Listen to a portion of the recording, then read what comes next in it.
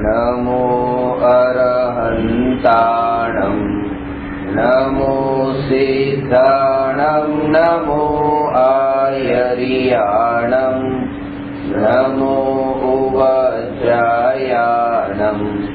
नमो लोये सवसाहु।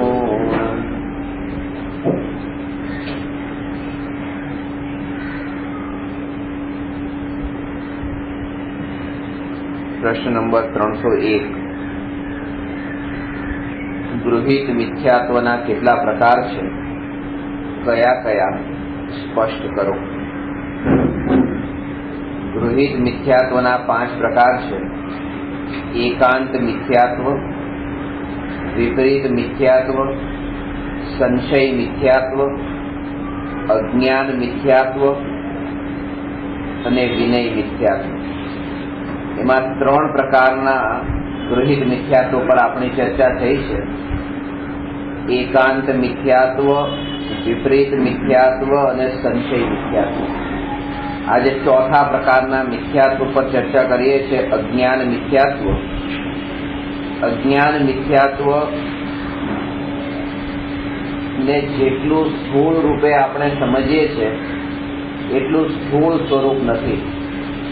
સૂક્ષ્મ દ્રષ્ટિએ વિચાર કરશું તો એ વાતનો અહેસાસ થશે કે સ્થૂળ દ્રષ્ટિએ જે જીવો એ અજ્ઞાન મિથ્યાત્વને પોષે છે એનાથી અનંત ગણું અજ્ઞાન મિથ્યાત્વ જૈન કુળમાં જન્મેલો જૈન મિથ્યા દ્રષ્ટિ પોષે છે। એ કેવી રીતે એ આમાં સમજવાનું। અજ્ઞાન મિથ્યાત્વમાં કહે છે કે જ્યાં હિત અહિતનો કાંઈ પણ વિવેક ન હોય કે કાંઈ પણ પરીક્ષા કર્યા વગર ધર્મની શ્રદ્ધા કરવી તે અજ્ઞાન મિથ્યાત્વ છે। જેમ કે પશુ વધમાં અથવા પાપમાં ધર્મ માનવો, આ અજ્ઞાન મિથ્યાત્વ। હિતાહિતનો વિવેક નથી કે આ કાર્ય કરવાથી મારું શું હિત છે અને અહિત છે એનો વિચાર આવતો નથી। ને બીજું કે કુળ પરંપરામાં જે ક્રિયાઓ ચાલે છે એ ક્રિયાઓ કરવામાં જ એટલો આસક્ત છે, એટલે તો આને ગૃહિત મિથ્યાત્વ કીધું। આના પહેલાના ભાવમાં આવું કરતો નહોતો અને આ ભાવમાં કોઈ એવા પરિવારમાં જન્મ થયો કે ત્યાં હવે એ પરંપરાથી ક્રિયાઓ કરે છે। જ્યારે અહીંયા ખાસ કહ્યું કે પશુ વધમાં, તો જો પશુનો વધ કરવો એ તો હિંસા છે, એ પાપ છે। પાપ કરવું એ તો પાપ છે જ, પણ પાપમાં ધર્મ માનવો એ એનાથી મોટું પાપ છે। હિંસા તો જાણે અજાણે કોઈનાથી પણ થાય, ભલે જાણી જોઈને ભાવલિંગી મુનિથી વિહાર કરતી વેળા હિંસા નથી થતી, પણ અજાણે તો ત્યાં પણ હિંસા થાય છે। સૂક્ષ્મ દ્રષ્ટિએ એ એરિયા સમિતિ પૂર્વક ચાલે તો પણ પગમાં આવીને જીવ મરે છે, તો એ હિંસા તો ત્યાં પણ થાય। હિંસાને રોકવી સંભવ નથી જ્યાં સુધી આ અજ્ઞાન દશા છે। પરિપૂર્ણ દશાની પ્રાપ્તિ નથી થઈ ત્યાં સુધી હિંસા તો થશે, પણ એ હિંસામાં ધર્મ ન માને એ બહુ મહત્વનું છે। હવે આ વાત જયારે કીધી કે પશુ વધ, જીવની હિંસા કરે અને પછી એમાં ધર્મ માને, તો હિંસા છે ને એમાં ધર્મ માનો એ મોટી હિંસા, એનું નામ ગૃહિત મિથ્યાત્વ। એવો તો કોઈ ધર્મ હશે કે જે ધર્મ પ્રાણીઓના વધમાં ધર્મ માને? કે મુસ્લિમમાં અત્યારે માને છે કે બકરાનો વધ કરવો આ હિંસા છે, અને એ હિંસામાં પાછો ધર્મ માનવો આ અજ્ઞાન મિથ્યાત્વ નામનું મિથ્યાત્વ છે। એવી રીતે બકરાના વધમાં કે બીજા ગાયના વધમાં કે પશુના વધમાં, બળદના વધમાં, એવા ગરોળીના વધમાં, કાચિંડાના વધમાં આવા સૂક્ષ્મ કે એમાં પણ એમણે ક્યાંક ને ક્યાંક ધર્મ માનેલો છે. કાચિંડાને પણ એવી રીતે મુસ્લિમ જો દેખે તો મારી નાખશે, અને મારી નાખવામાં એક ધર્મ માનશે કે આ મેં એક ધર્મ કર્યો.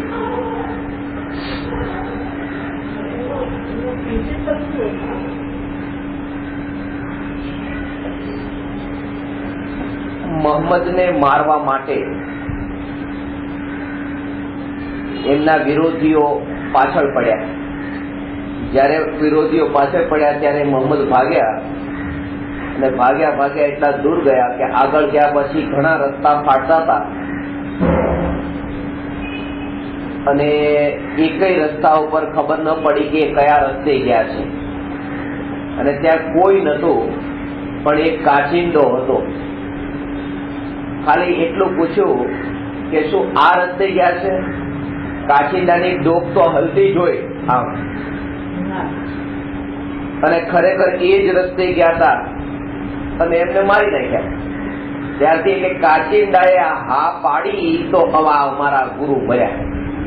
હવે એ કાચિંડાને મારો, જેના નિમિત્તે અમારા ગુરુ મર્યા છે. ત્યારથી કાચિંડાને છોડતા નથી. કહેવાનો અર્થ છે કે નાની નાની એવી વાતમાં કથાઓ બનાવીને આ જે હિંસા થાય છે, આ હિંસા તો આપણને એમ લાગે કેવું કહેવાય. એ બધાની એક એકની છે, પછી મારે બધાની સ્ટોરી નથી કહેવાની. આ તો તમારે વાત સમજાવો ને, એ એક એકની આખી સ્ટોરી છે બધી. પણ વાત એ છે કે આપણે એમાં રસ નથી લેવો. આપણે તો આપણી વાતમાં રસ લો. તમે તમારી વાતમાં રસ લો કે આવું કરે એને ધર્મ પચે. આ ધર્મ છે? આ ધર્મ છે? આ ધર્મ તો નથી, હિંસા છે. હવે આવી હિંસા તો કોઈ કરતું નથી. પંચેશ્રી કાચિંડો તો ખબર પડી. કાચિંડાને શું કે તમારે તમે ખબર પડી કે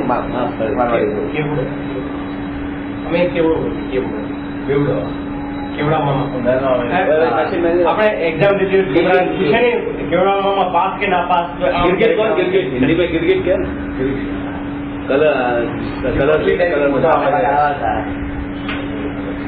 અને એના કારણે તમે જો ખાસ તમે જોજો, એ લોકોના જે તાજિયા બનાવે ને, મોહરમ ના તાજિયા, એટલે 4 ઉપર ઘુમ્મટ વાળું હોય, એ તાજિયામાં એક બારી જેવું હોય ને, એક એક બારી ઉપર એવી રીતે કાગળનો કાચિંડો ઊંધો લટકાવેલો હોય એ બારી ઉપર, અને અંદર એક જીવતો, અને અંદર એક સાચો હોય. બહાર બધા કાગળ ના હોય, અંદર એક સાચો, આવું બધું હોય.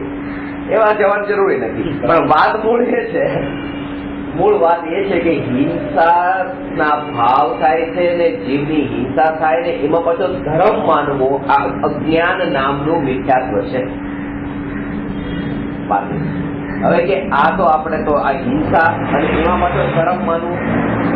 હવે આ જ વાતને લેવી કે જ્યાં સૂક્ષ્મ કેટલા અનંત જીવોની હિંસા થતી હોય, એવા ફૂલોમાં જેવા જીવો મળતા હોય ને એને ભગવાનની પૂજા માટે વાપરવા, આ હિંસા તો થઈ રહી છે કે નહીં? અને એ ફૂલથી પૂજા કરી પાછો ધર્મ માનવો, અમે ધર્મ કરીને આવ્યા. આ એના જેવું અજ્ઞાન મિથ્યાત્વ છે. અજ્ઞાન મિથ્યાત્વનો જે ભેદ છે. ફૂલ તો જે લાઈફ છે તો વનસ્પતિકાયની ટ્રી જે પ્લાન્ટ છે એની અંદર છે.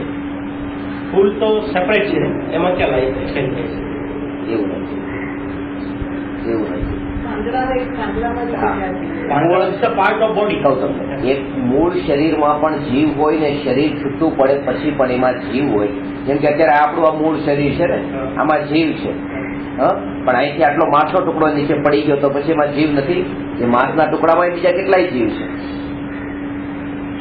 માંસનો ટુકડો ભલે આ શરીરથી અલગ થયો, આ જીવ તો અહીંયા જ રહ્યો, પણ બીજા એમાંય જીવો તો હતા કે નહીં સૂક્ષ્મ? બીજા પ્રકારનો એના ઉપર ડિપેન્ડન્ટ. હા, એ બરાબર છે. તો એ બધા એ જે સચિત એટલે તો એને સચિત થઈ ગયું, તો અચિત કે એટલે વનસ્પતિ કાંઈ નહીં તો બીજા કોઈ જીવો. હા, એ પણ વનસ્પતિ કાંઈકના જ હોય. એ વનસ્પતિ કાંઈકના જ હોય, પણ એ અલગ પ્રકારના જીવો હોય, અલગ જીવો હોય. બરાબર. પણ વાત એ છે કે જે હિંસા જે આપણને પ્રત્યક્ષ ખબર પડે છે અને એમાં આવા તર્ક આપવા કે એ જીવ પણ પાછો જે મેળા તર્ક આપ્યા આવી છે, બકરાનો વધ કરીને તર્ક આપ્યો કે અલ્લાહ પાસે મોકલ્યો એને એમ.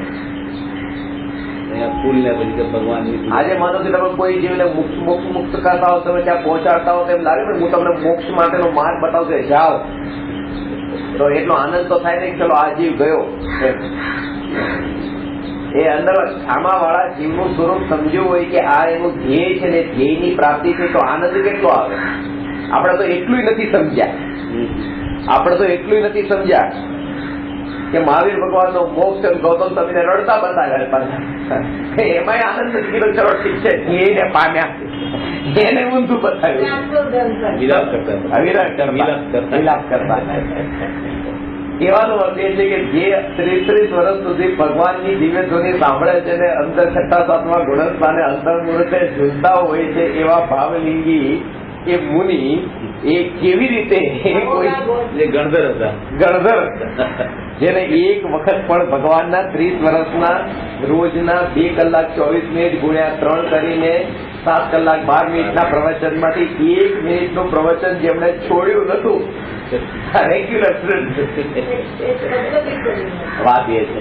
પણ એ કે જે હિંસા જે છે એ હિંસામાં ધર્મ માનવો આ અજ્ઞાન મિથ્યાત્વ છે.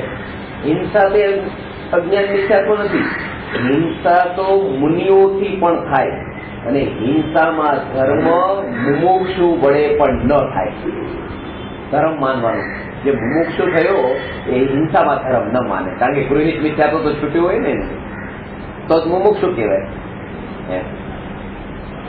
એટલે મુનિને હિંસા હોય અને મુમુક્ષુને હિંસામાં ધર્મ બુદ્ધિ ન હોય, ધર્મ વાળી માન્યતા ન હોય.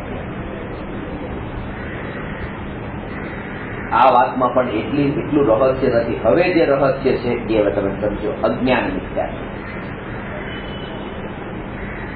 ફૂલની હિંસા થઈ, બકરાની હિંસા થઈ કે કાચિંડાની હિંસા થઈ કે કોઈ પ્રાણીની હિંસા થઈ, ગાયની બળદની કોઈની, એ તો પર જીવની હિંસા થઈ.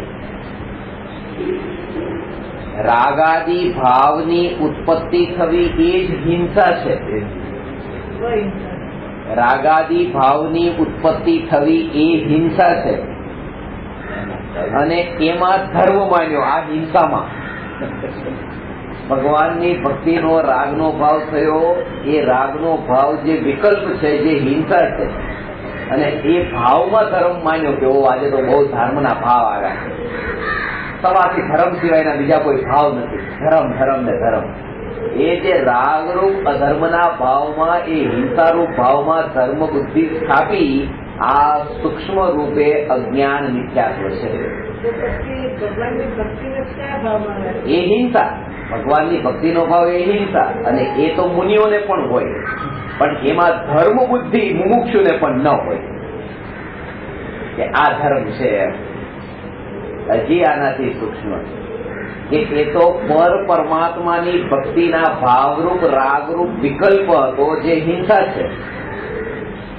જે સમયે ભાવલિંગી મુનિને નિર્વિકલ્પ આત્માની અનુભૂતિ જે ક્ષણે થઈ એના આગલા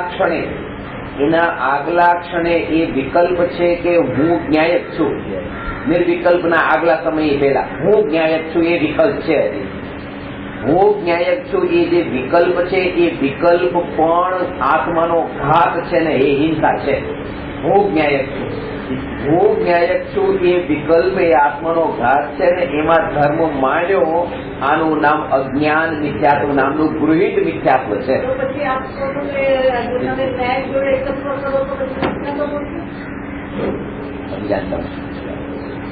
હું જ્ઞાયક છું એ એકત્વ કરવાની ના નથી, પણ હું જ્ઞાયક છું એવો જે વિકલ્પ છે, નિર્વિકલ્પ થઈને એકત્વ કરો ને, નિર્વિકલ્પ થાય એટલે એકત્વ છૂટી જાય. ખરું એકત્વ તો નિર્વિકલ્પ અનુભૂતિ પહેલા થતું જ નથી, કારણ કે નિર્વિકલ્પ અનુભૂતિમાં જે વિકલ્પનું આવરણ આડું આવતું હતું પહેલા, કે જેમાં જ્ઞાયકનું પ્રત્યક્ષ દર્શન થતું નતું, અને માની લીધું કે મારું એ તો આંધળી શ્રદ્ધા થઈ હું જ્ઞાયક એવી. સમજાની વાત આ નિર્વિકલ્પ અનુભૂતિના પેલા વિકલ્પો છે અને વિકલ્પોનું જે આવરણ છે એ વિકલ્પોના આવરણમાં ન્યાયક તો દેખાતો નથી અને અંદરમાં માને છે કે હું ન્યાયક છું. તો આ પડદો આડો છે, માની લીધું હું આંધળો છું, હું આ ન્યાયક છું, એ આંધળી શ્રદ્ધા થઈ. એ જયારે વિકલ્પ ઘટી ગયો પડદો અને નિર્વિકલ્પ થઈને જયારે ન્યાયકનું પ્રત્યક્ષ દર્શન થયું અને ત્યારે જે એકત્વ થયું કે આ હું, એનું નામ આ એકત્વ છે. પણ એના વગર તો આ સ્થિતિ સુધી પહોંચ્યો નતો. માનવાનું નથી, વિકલ્પ તો થાય, એને ધર્મ ન માને. સમજાય વાત? ધર્મ મુમુક્ષુ જીવ થયા વગર તો આત્માર્થિક મુમુક્ષુ થયા વગર આત્મજ્ઞાની થશે કેવી રીતે? પણ આત્માર્થી થયા પેલા આત્મજ્ઞાની નથી થતો. પણ આત્માર્થી થાય ત્યારે એમાં સુખ બુદ્ધિ એની એવી ન હોય. બસ સુખ બુદ્ધિ એવી ન હોય કે જેના કારણે એને એમ ન લાગે કે જો આજે આ રાગરૂપ વિકલ્પ નથી તો મારું અસ્તિત્વ કેવી રીતે? હું ન્યાયક હું ન્યાયક હું ન્યાયક એ જે વિકલ્પ ચાલે છે એ વિકલ્પ તો હોય જ તે. એ વિકલ્પ હોય જ તે. પણ એ વિકલ્પ જયારે આવે ત્યારે એટલી જાગૃતિ છે કે આ ધર્મ નથી. માન્યતામાં એ કે ધર્મ નથી. માન્યતામાં એ છે કે વિકલ્પ એ ધર્મ નથી.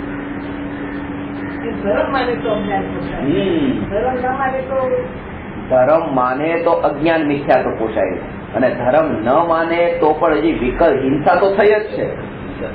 એટલે બે વાત છે. પેલા તો હિંસામાં ધર્મ માનવાનું છૂટે અને પછી હિંસા છૂટે. ત્યારે નિર્વિકલ્પ થયો ત્યારે ખરી અહિંસા પ્રગટી. અહિંસા પરમો ધર્મ એ મહાવીર ભગવાનનો જે સિદ્ધાંત છે એ અહિંસાનો આ અર્થ છે કે નિર્વિકલ્પ અનુભૂતિ એ જ પરમ ધર્મ છે. જ્યાં સુધી વિકલ્પથી, કારણ કે પેલો તો જેવો બકરા ઉપર માર્યો ને બકરાનો વધ થયો, કાચિંડાને પથ્થર માર્યો ને કાચિંડાનો વધ થયો, અહીંયા અનાદિ અનંત ધ્રુવ ધારારૂપ જે પ્રવાહ છે એમાં આ હું ન્યાયક એવો એક એક સમયમાં જે વિકલ્પ ઉત્પન્ન થયો, વ્યય થયો, ઉત્પન્ન થયો, વ્યય થયો, આ જે પોતાના ત્રિકાળીપણામાં જે ખંડ પડ્યો એ જ નિજ આત્માનો ઘાત થઈ ગયો. પેલા તો બીજાના શરીરનો ઘાત હતો, આ નિજ આત્માનો ઘાત છે. પરના શરીરનો ઘાતમાં આપણે કેટલું જોર આપીએ છીએ કે ના ના ના આ મુસ્લિમ બકરાના શરીરને કાપી નાખે. પણ અહીંયા બકરાનું શરીર તો નહીં, આ તો પોતાનું, અને એ શરીર નહીં, આત્મા. અને એ પણ વિકલ્પો એક એક સમયના નવા. એક વિકલ્પ થયો એટલે અનાદિ અનંત જે ધ્રુવ જ્ઞાન ધારારૂપ જે એક પ્રવાહ ચાલતો હતો એમાં એક ખંડ પડ્યો.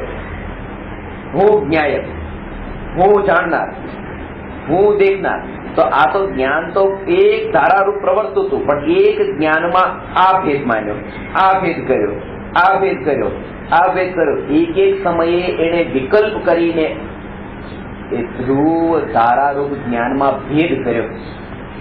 એટલે તો એને વિકલ્પ કીધો, એટલે તો એને પોતાના આત્માનો ઘાત કીધો. વિકલ્પને ઘાત માને તો થયો શું? માન્યતામાં એ જ હોય કે આ જે વિકલ્પનો ઘાત થયો છે એ વિકલ્પનો ઘાત થયો એટલું તમે માન્યું ને, વિકલ્પોથી પોતાનો ઘાત થયો. આ વિકલ્પ માત્ર ઘાતક છે એટલો જે સ્વીકાર થયો એનો મતલબ કે તમે ઘાતકને ધર્મ ક્યાં માન્યો? પછી જેને ઘાતક માન્યો એને ધર્મ ક્યાં માન્યો? પણ જે સંતુષ્ટ થઈને બેસી ગયો, એટલે જ આ તમને કીધું કે ગઈકાલે આખો દિવસ એવી જે સાધના થઈ એવી સાધના આજ સુધી નથી થઈ. તમને થઈ હશે કે નહીં થઈ મને ખબર નથી, પણ મારે તો નથી થઈ. હા, આજ સુધી નથી થઈ. અને અત્યારે જે થઈ રહી છે એવી આજ પેલા ક્યારેય નથી થઈ, કારણ કે ટાઈમ આવે ત્યારે જ થાય ને. તો એના પેલા થાય કેવી રીતે છે? પણ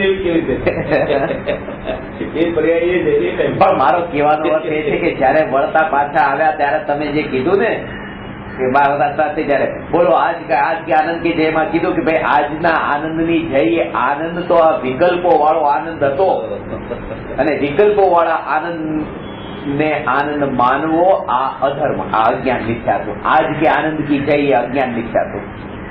विकल्प विकल्प मात्र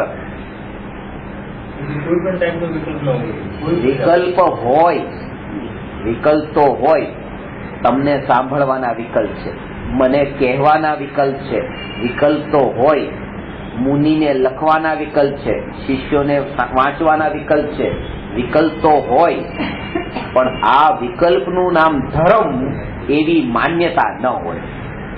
વિકલ્પને ધર્મ ન માને।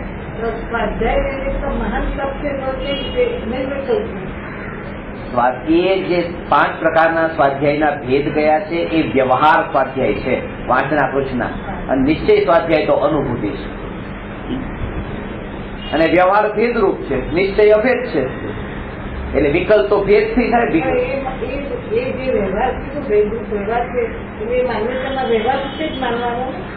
તો શું માનવાનું? એ જ માનવાનું, ધર્મ તો માનવાનું। આ સ્વાધ્યાય કરો, ધર્મ કરો,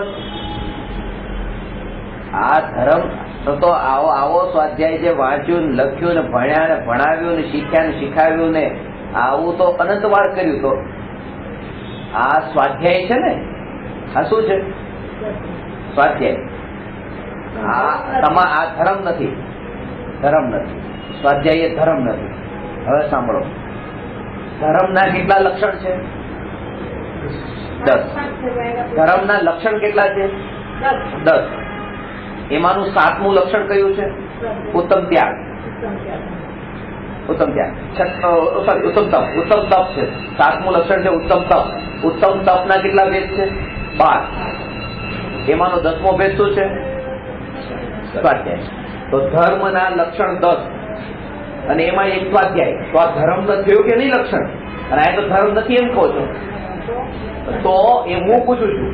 હવે સાંભળો, વાત એ છે સમજવા જેવી વાત છે કે આ જે સ્વાધ્યાય જે કરી રહ્યા છે, આ સ્વાધ્યાય જે કરી રહ્યા છો, આ સ્વાધ્યાય એ ધર્મ નથી। આ સ્વાધ્યાય ધર્મ નથી, કારણ કે એટલા માટે, કારણ કે ધર્મના લક્ષણ બતાવ્યા છે ને, એ કયો તપ, તપની આગળ કયો શબ્દ લગાડ્યો છે? ઉત્તમ। ઉત્તમ એટલે શું? બસ, જો સમ્યક દર્શન સહિત તમે આ વાંચતા હો તો ધર્મનું લક્ષણ છે, કારણ કે ઉત્તમ તપનો ભેદ છે એ સમ્યક દ્રષ્ટિને હોય, સમ્યક દ્રષ્ટિ માટે છે। આ જે ધર્મ છે એ સમ્યક દ્રષ્ટિ માટે, અને સમ્યક દ્રષ્ટિને પણ ધર્મ કીધો એ 10 સ્વાધ્યાય નામનો એ વ્યવહાર, એ પણ વ્યવહાર। નિશ્ચયથી તો ધર્મ શું? શુદ્ધ પરિણતિ રૂપ જે વિતરાગ ભાવ જે પ્રગટ્યો, બસ આ જ ધર્મ। શુદ્ધ પરિણતિ રૂપ વિતરાગ ભાવ, અનુભવ વગર પરિણતિ શુદ્ધ થઈ કેવી રીતે? આ તો સહજ, પછી તમે એક એક વાત પૂછવાની જરૂર ન પડવી જોઈએ, આટલું તો સમજાઈ જવું જોઈએ। આટલા વર્ષોથી સાંભળ્યું એટલે શુદ્ધ પરિણતિ કોઈ પાગલને તો હોતી નથી। શુદ્ધ પરિણતિ તો અનુભૂતિ થયા પછી જ પ્રગટ થાય, કે પ્રગટ થઈ તમને થશે આ ભાવમાં? હા, આ ભાવમાં થશે, અને નહીં થાય તો નહીં થાય તો ત્યારની વાત, ત્યારે નહીં થાય તો પણ ક્યાંય એક પ્રગટ છે। પાછી એક પર્યાયમાં પછી ખેંચાણા, અત્યારે નહીં થાય તો થશે ત્યારે થશે, પાછા ત્યાં ગયા ને જયારે થશે ત્યારે થશે।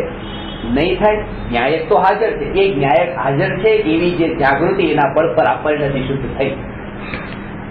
સત્તા સ્વરૂપ જે આવે, આ સત્તા સ્વરૂપ કાલે જે 1 વાર નહીં 50 વાર કીધું, સત્તા સ્વરૂપ,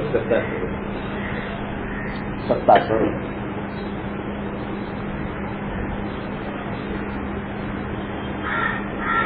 આ ધર્મ બધાને પ્રગટ નથી થતો અને બધાને સમજાતોય નથી। પ્રગટ તો પછી કે ભગવાનની ભક્તિનો ભાવ જિંદગીમાં ક્યારેય આવ્યો નહીં, અને મરતી વખતે 1 વાર ભગવાનની ભક્તિનો ભાવ આવ્યો, કોઈ મિત્રએ કીધું ચાલ મારી સાથે, અને એ ભગવાનની ભક્તિ કરીને એટલો ઉલ્લાસમાં હતો એમાં તે ગુરુજીએ કહી દીધું કે આમાં જરા માનવો તે મિથ્યાત્વ નામનું પાપ છે. હવે એને સ્વીકાર કરે એ લોઢાના ચણા ચાવવા જેવું કામ છે. એને અને ખરેખર તો આત્મજ્ઞાનીને જ આ ગૃહિત મિથ્યાત્વ છૂટ્યું હોય છે. અગૃહિત તો જ્ઞાની છે.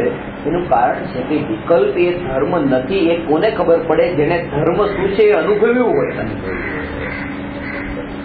હવે નિર્વિકલ્પ ને અનુભવ્યું હોય એને જ ખબર પડે કે આ વિકલ્પ એ ધર્મ નથી. જેને હંસને જોયો હોય એ જ જાણી શકે કે આ બગલો છે. બાકી જેને હંસને જાણ્યો નથી એને તો બગલો જ તે હંસ છે. અને એ માની પણ લે કે આ બગલો બગલો છે, પણ એ બગલો બગલો છે એ વાત એને ત્યાં સુધી ખબર નહીં પડે જ્યાં સુધી હંસને નહીં દેખે. એ વિકલ્પનું આવરણ એક આડું આવે અને એકત્વ થઈ જાય એવું એકત્વ એ મિથ્યાત્વ સહિતનું છે. એ વિકલ્પ છે અને વિકલ્પનું આવરણ હટ્યું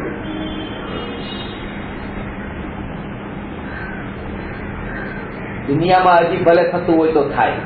પેલાના જમાનામાં થતું હતું, દેખ્યું ન હોય પણ પોતાપણું થઈ ગયું. દેખ્યું ન હોય પણ પોતાપણું થઈ ગયું. છોકરી જોવા માટે છોકરો ક્યાં જતો? મા બાપ જતા, એ જ નક્કી કરી આવતા. છોકરાએ તો જોયું ન હોય, લગ્નના મંડપમાં મળે ત્યારે તે માથે ઓઢેલું હોય. હજી તો ત્યાં સુધી ન હોય કે લગ્ન થઈ ગયા પછી જ મોઢું જોવાનું. આવા કેટલાય લગ્ન થયા. પેલા તો લગ્ન થયા પછી મોઢું જોયું. એક તો કેટલાય આ મારી પણ જોયું નથી. આ અનુભૂતિ એવી રીતે નહીં થાય કે હું ક્યાંય અને જોયો નથી. આ તો પેલા નિર્વિકલ્પ, આ વિકલ્પનું આવરણ હટે. એ નિર્વિકલ્પ અનુભૂતિમાં એને જાણે ત્યારે શ્રદ્ધા એ કહે છે કે આ હું. અતિન્દ્રિય આનંદ ત્યારે હટે છે. વિકલ્પનું આવરણ જયારે હટે, કારણ કે એ આવરણની વચ્ચે જે આ હું એ જે હું પણ જે સ્થાપિત થયું હતું એ ન્યાયકમાં નહીં, એ વિકલ્પમાં થયું. કારણ કે આડો તો વિકલ્પ હતો. જે દેખાયું એમાં એને એકત્વ કર્યું. આડું આ પડદો તો જે દેખાય આમાં જ એકત્વ કરશે ને આ હું. જયારે આ હટશે ને પાછળ જે છે એ દેખાય તો કે છે કે આ હું. અજ્ઞાની વિકલ્પ જે ઉત્પન્ન થાય ને હું ન્યાયક એમાં જ એકત્વ કરે. હા બસ મને ભાવ આવે, એમાં સંતુષ્ટ થઈ જાય છે. એટલા માટે અસલી જે નિત્ય ન્યાયક એમાં એકત્વ નથી થતું. નિત્યની અનુભૂતિ નથી થતી. એક ક્ષણિકમાંથી છૂટ્યો, ઘર પુત્ર પત્ની પરિવારના ક્ષણિકમાંથી તો છૂટ્યો, પણ ન્યાયક તે હું એવો જે વિકલ્પ ને એ જે ક્ષણિક એમાં પાછો જઈને ફસાઈ ગયો. એટલા માટે પરિભ્રમણ અટક્યું નહીં, ચાલુ રહ્યું. એ પણ એક ક્ષણિકમાં અટક્યો છે.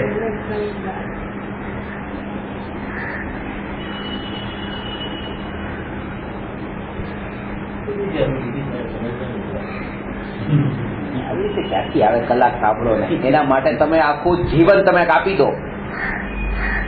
ગઈકાલે એ જ વાત થઈ, આગ જાય તો જાય, અમે આટલા હતા તમારી સાથે, હિંમત કરો, સાહસ કરો. પણ કરો તમે એકવાર સાહસ કરો કે આખા દિવસમાં ન્યાયકની ધૂન લાગે તમને. અત્યારે એક જ ઉપાય છે માંગીલાલજી, કે તમે ઘરના ખૂણામાં બેસીને એકલા સાધના કરવા જાઓ. નહીં થાય. સત્સંગ તમે પોતે એનો અનુભવ કરજો.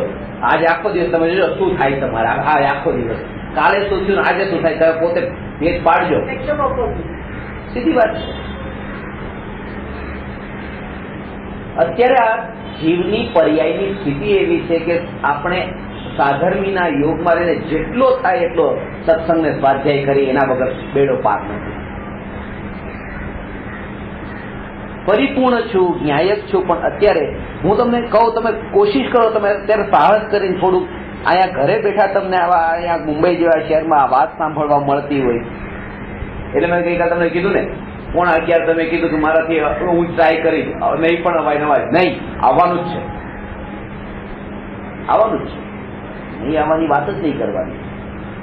1000 કિલોમીટર તમારા માટે ભાવ કરીને અહીંયા સુધી આવું તમે કહો કે અવાય તો આવીશ તો શું છે? તો પછી આવવાનો મતલબ જ નથી મારે. એવો તમને અંદરમાં એવો ભાવ, આ તો મારે બોલવું, તમને હોવું જોઈએ, મારા બોલવાથી નહીં. તમને આ મારે કેવું પડે એ શોભે નહીં, પણ આ તમને એવું લાગે કે અરે 7 વાગે જો ક્લાસ લાવે 5 મિનિટ પહેલા હું પહોંચી જાઉં અને હું ખુરશી ગોઠવું, સર મારી ખુરશી ન ગોઠવું. એકવાર એવું કેમ નથી લાગતું? લાગે તો છે પણ હવે લાગે તો છે નથી લાગતું. એ તો લાગે છે, એ લાગુ ને પેલો 5 કરોડ એક જગ્યાએથી આવવાના છે ને 7 વાગે બોલાવ્યા છે, એ લાગુ બેમાં ફરક છે. એ લોકો 7 ની એકે જતો રહે, 7 ની એકે જતો રહે નહીં આવતો તો ખબર પડે કે 7 વાગે 10 મિનિટ પહેલા પહોંચે કે 5. ડોક્ટરે કીધું કે મહિનાની જ વાર છે, આંખ જતી રહેવાની છે, ઓપરેશન કરાવો હોય તો કરાવી નાખજો. અને 5 કરોડનો ખર્ચ છે. 5 કરોડ છે નહીં, પણ 5 કરોડ મલક પાસે ભેગા કરીને કરાવી નાખશું. સવાલ છે જિંદગીનો. આ એક જીવનનો સવાલ નથી, અનંત અનંત જીવનનો સવાલ છે. આ તમારી અંદર જયારે આ સ્પર્શી જશે ને આ વાક્ય, જયારે અનંત અનંત અનંત જીવનનો સવાલ છે, એ વાક્ય જયારે સ્પર્શે ત્યારે તમને ખબર પડશે કે હા, અમને હવે લાગ્યું આની મહિમા આવી. આ સ્પર્શ્યું નથી, આ સ્પર્શ્યું નથી. કરવા માટે કરવું હવે અહીંયા બેસ્યો શું કરવું એટલે તમે વિચારો. સમજાણી વાત. ગઈકાલે હવે વાત કરી અનિત્યતા, અનિત્યતા ને અનિત્યતા લાગે. તમે જે પણ કામ કરી રહ્યા છો એ કામ તમને નવા ન લાગે. Same story.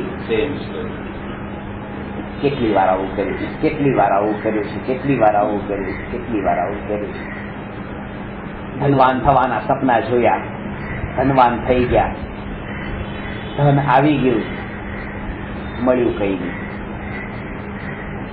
એટલે જાતિ સ્મરણ જ્ઞાનનું જૈન ધર્મમાં એટલે મહત્વ છે કે પૂરો ભવને જો તમે જાણો એનું શું મહત્વ. હું કૂતરામાં હતો, બિલાડામાં હતો, રાજા હતો, શેઠ હતો કે સ્વર્ગનો દેવ હતો, અમારે જાણીને લાભ શું છે? લાભ એ છે કે આ પૂર્વને ઉદ્ભવને મેં જયારે જાણ્યા કે ગયા ભવમાં હું આ દેશમાં હતો, હું અહીંયા હતો, એ મારા જ્ઞાનમાં જણાયું તો તરત જ મને અહેસાસ થયો કે અરે ત્યાં પણ ખાલી હાથે જ તે દેહ જોયો, અરે કઈ ન મળ્યું. આ અસારતા દેખાણી. તો હવે જે આ સપના જોઈ રહ્યો છું, આ પૂર્વનું જાતિ સ્મરણ જો છે તો એના બળ પર અત્યારે હવે દોડ અટકી જાય છે. હવે કઈ નહીં મળે, કારણ કે આ ઇતિહાસ ગવાહ છે, કઈ નથી મળ્યું. એટલે આ ભવમાં નથી મળ્યું, ભવમાં નથી મળ્યું. આ વાત સમજ્યા. બસ આ જાતિ પૂર્વના ભવને પણ જયારે યાદ કરીને જોયું ને તો ખબર પડી. એટલે આ પૂર્વ ભવના સ્મરણનું અત્યાર સુધી તો આમાં સમજતા જાતિ સ્મરણ પૂર્વનું જ્ઞાન. આ નથી કે આનાથી કઈ ન્યાયકની અનુભૂતિ થાય છે. અનુભૂતિ કેવી રીતે થઈ? ક્ષણિકનો બોધ થઈ જાય છે. ખરેખર તો પહેલી વાર સાંભળ્યું છે. આટલું મહત્વ છે એ. આપણે તો અમને આગળનું દેખાય છે, આગળ કેટલો માન છે. માન એ નથી કે એમાંથી છૂટીને તું આ હવે સેમ સ્ટોરી ના થાય. જાતિ સ્મરણનો ઉપયોગ તો એ કે આ હવે સેમ સ્ટોરી ન થાય. એટલે જ એવા જીવન થાય છે, એવા જીવન થાય છે. જાતિ સ્મરણ કહેવામાં જે ગાડી દે ને એને કહેવાથી પણ શું થતું? એટલે પોતા માટે કામ છે, ઇમ્પ્લિમેન્ટ પોતામાં થવું જોઈએ.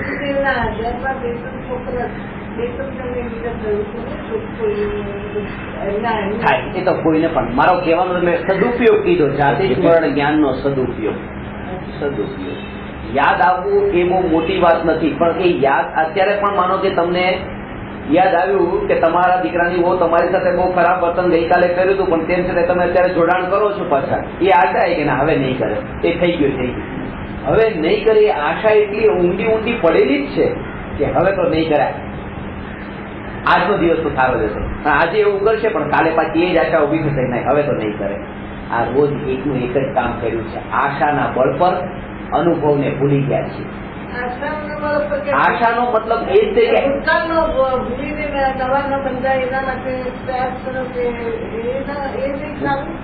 કે ભૂતકાળને ભૂલી જાઓ. ભૂતકાળને ભૂલી જાઓ.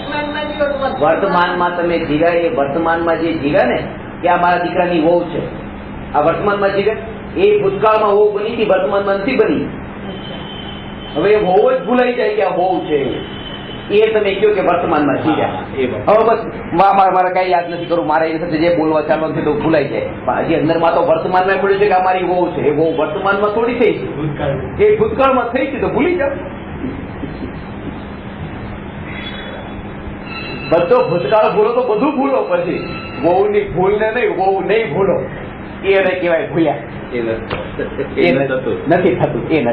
હજી આટલું આપણે કહી દઈએ કે મારો વેર છે ના ભાવ બધા સાથે ભૂલી જાઓ, પણ એટલો વિકલ્પ રહી છે કે મેં આની સાથેના વેરના ભાવ ભૂલી ગયો, આની સાથે એ વિકલ્પ તો રહે છે. સ્પેશિયલ પર્સન હજી બનીને જ રહ્યો છે કે મારે આમની સાથે કઈ નથી થયું, પણ આમની સાથે થયું હતું, બસ મને હવે કઈ નથી, પણ આમની સાથે હવે કઈ નથી, હું ભૂલી ગયો. એ ભૂલી ગયામાં પણ શું ભૂલી ગયો એ પણ ખબર છે. એટલે બધું જ યાદ છે, ભૂલ્યો કઈ નથી, ભૂલ્યો કઈ નથી.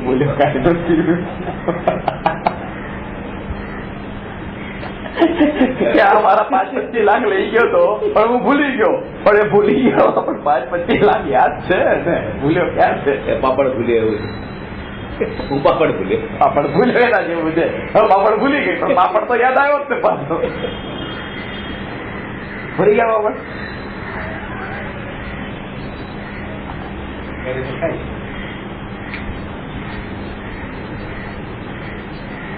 શું કે ઘરે ખાતા હશે?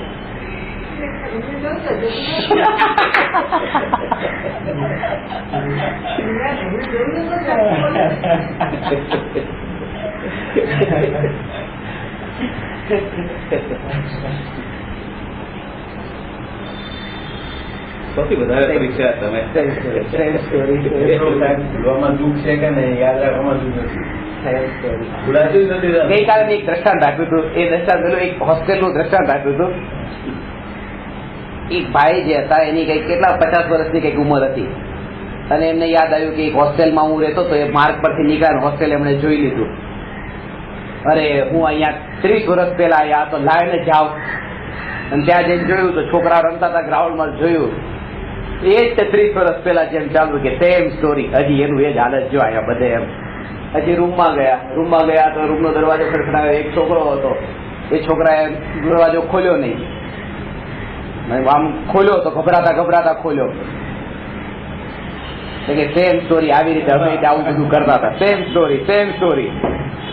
કબાટ હતો, કબાટને આમ ખોલ્યો એને, કબાટમાં છોકરી નીકળી, છુપાડી દીધી હતી, સંતાડી દીધી હતી.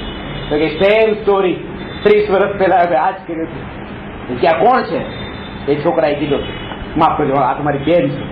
હા કે સેમ સ્ટોરી તમે પણ આ જ કરતા હતા કે મારી બેન છે એમ કહીને. કહેવાનો અર્થ કે બધું જ એનું એ જ છે, બદલાનું કઈ નથી. ભૂતકાળમાં આ જ કર્યું હતું. એક ભણતા ત્યારે બી આ કર્યું હતું ને આજે જેવો આવ્યો ત્યારે આ થાય છે. કોઈક બિરલાને સમજાશે, એ બિરલા તમે છો માંગીલાલજી, તમે છો, નહીં તો તમે અહીંયા ન બેઠા હોત. આ શબ્દ કાનમાં ન પડતા હોત.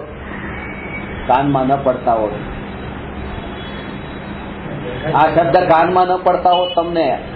આ સિદ્ધ ક્ષેત્રો, અતિશય ક્ષેત્રો, પહાડ એને મળદા કીધા કાલે અમે. કેવળી ભગવાનના શરીરના ઢગલા ત્યાં પડ્યા રહી ગયા છે અને મોક્ષે ગયા છે. મળદા ઉપર પગ મૂકીને આવીને ધર્મ માનીએ છે. ધર્મ તો એનું નામ છે કે મળદા અહીંયા રહી ગયા, પહાડ અહીંયા રહી ગયા, અને આત્મા સિદ્ધશિલા પર બિરાજમાન થયો. આવું ભેદ જ્ઞાન જયારે થાય પહાડ અને ઉપર, નીચે ને ઉપરનું, ત્યારે ધર્મ છો એમ કહેવાય. ભેદ જ્ઞાન વિના ધર્મ નથી.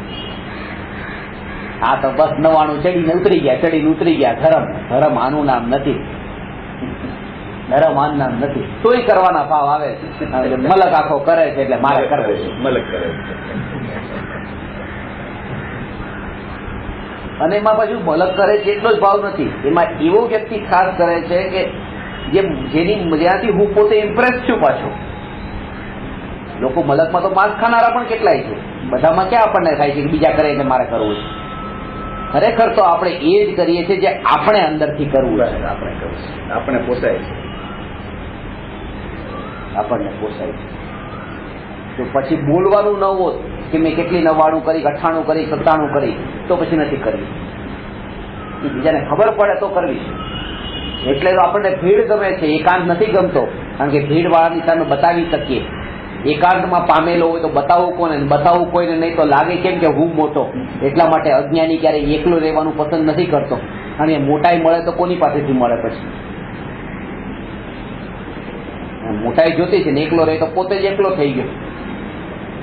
હવે કોની સામે મોટો અને કોની સામે નાનો, એટલે આ ટોળું ગમે છે. એકાંત નથી ગમતો. અને ભાવલિંગી મુનિ અંતરમાં અનુભવે છે. એ અનુભવને બતાવવા માટે બહાર આવે તો પાછા હજી વિકલ્પ થાય છે. સુખમાંથી પાછા દુઃખમાં જ ગયા છે. જેથી કરીને એ એકાંતમાં રહી શકે છે, કારણ કે આનંદના ઘૂંટડા પીતા એ બહાર આવે શા માટે? બીજાને કહેવા માટે પણ.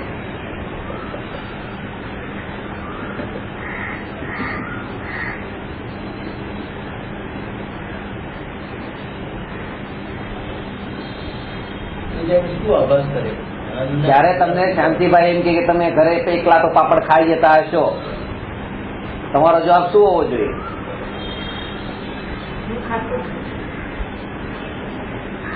એક વાત હંમેશા યાદ રાખી લો કે દરેકે દરેક દુનિયાના પ્રત્યેક સ્ટેટમેન્ટ માટે તમારા આન્સર જરૂરી નથી. ત્યારે તો મૂંગાઈ રહી શકતા હતા.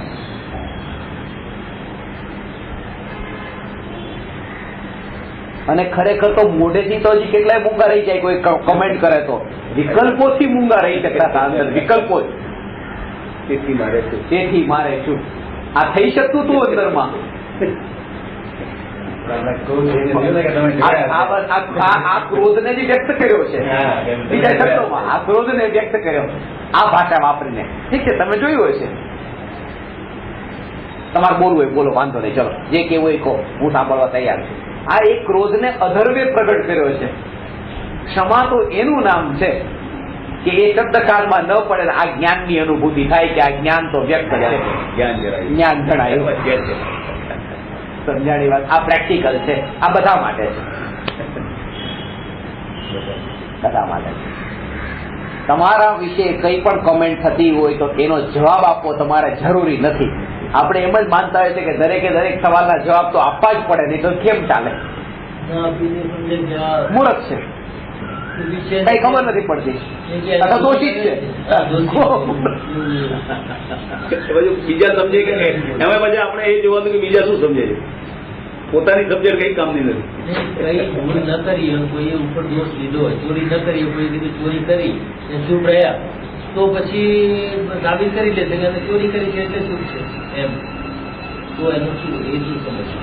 ચોરી ન કરી તો બી શું કહેવાય? તમારી દશા કઈ છે એ વાત છે. તમે કોની સાથે છો, ક્યાં છો? મેં એમ કીધું કે બધા સવાલના જવાબ નથી આપવાના એમ નહીં, દરેકે દરેક સવાલના જવાબ નથી આપવાના. જરૂર પડી તો બોલવાનું આવ્યું તો બોલો, પણ ત્યારે પણ તમારી અંતર તો એ જાગૃતિ રહેવી જોઈએ કે આ બોલનાર તે હું નહીં પાછો, નહીં તો કે જો જવાબ તો આપી દીધો ને. હા, જાણનાર તે હું, બોલનાર તે આ મોઢું, એ પૂતગલ, એ જડ, એ અનિત્ય, અને હું ભગવાન આત્મા નિત્ય. આજે બોલાઈ ગયું એ બોલાઈ ગયું, એ તો ગયું ભૂતકાળની અવસ્થા, પાસ્ટ બની ગયું. બોલવું એ ગુનો કરે છે. એટલે જેમ દ્રૌપદીએ આંધળાના છોકરા હંગરા હોય એ કીધું તો મહાભારત સર્જાયું. એટલે આ બોલવું એ તો બહુ ખતરનાક છે. ત્યારે ઝેર બી છે ને અમૃત બી છે. બરાબર છે. બોલે એના બોર વેચાય, ન બોલેવા 9 ગુણ. કહેવત તો બે છે.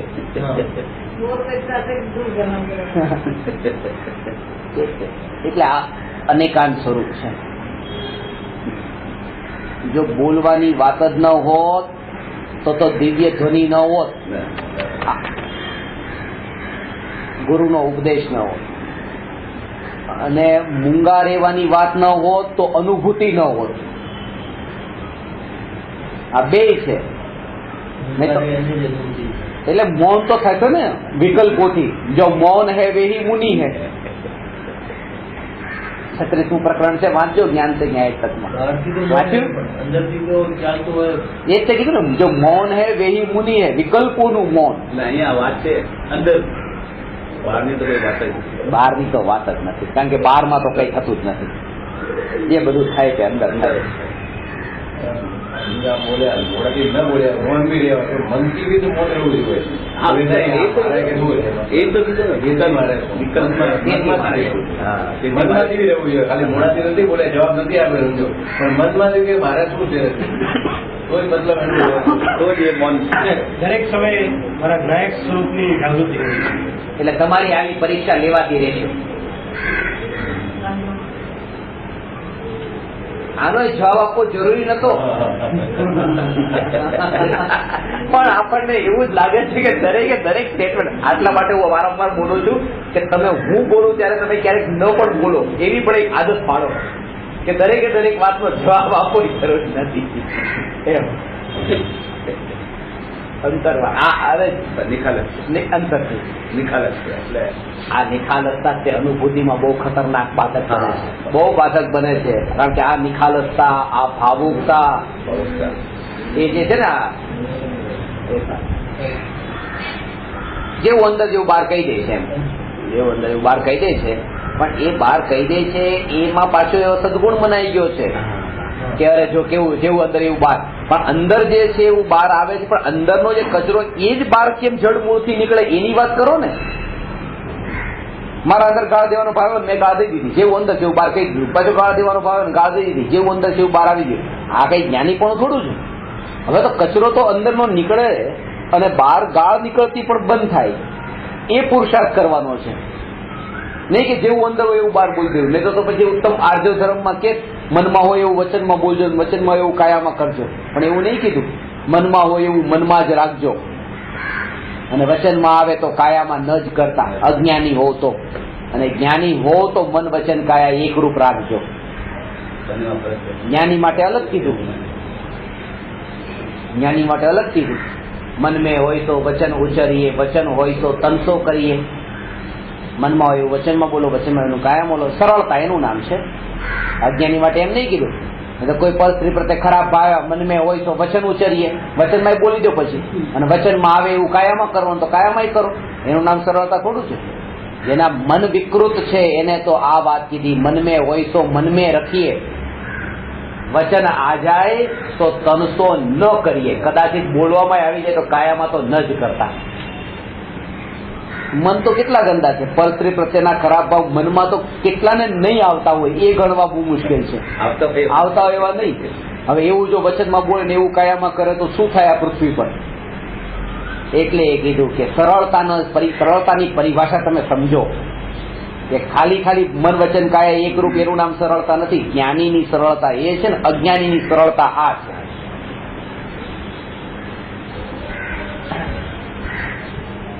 એકાંત નહીં, અનેકાંત જોઈએ છે.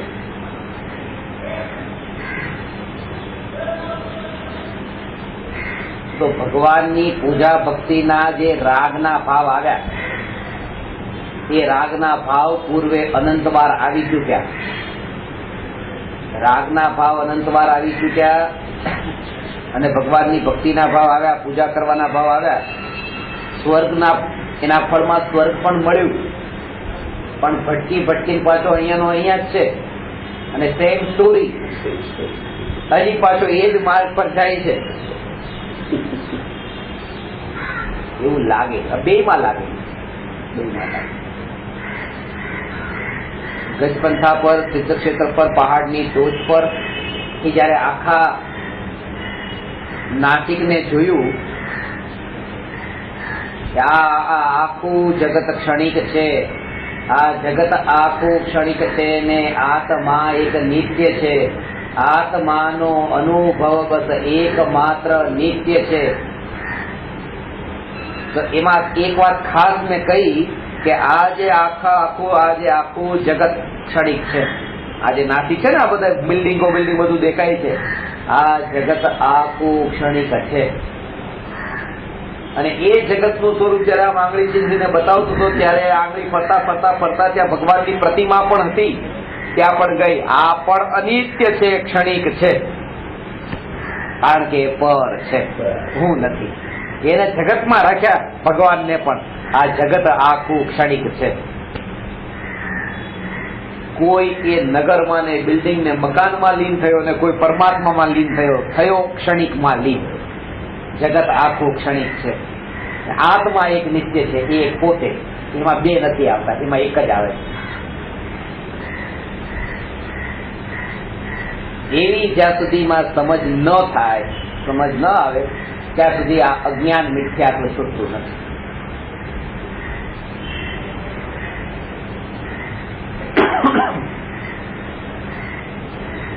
કુળ પરંપરાગત જે હિંસાદી કાર્યોમાં ધર્મરૂપ માન્યતા હોય તેને જ સત્ય માનવી. આ પણ કુળ પરંપરામાં ચાલતું હતું. તમારો જન્મ જૈન કુળમાં થયો અને બાપ દાદા એવી રીતે ફૂલ ચડાવતા હતા, દીપકથી આરતી ઉતારતા હતા, ધૂપ સળગાવતા હતા, આ બધું જે પણ પૂજાની રીત કરતા હતા જેમાં હિંસા થતી હતી એ જ કર્યું, એ જ કામ કર્યું. પોતાનો વિચાર એમાં જોડ્યો નહીં, વિચાર નહીં જોડ્યો.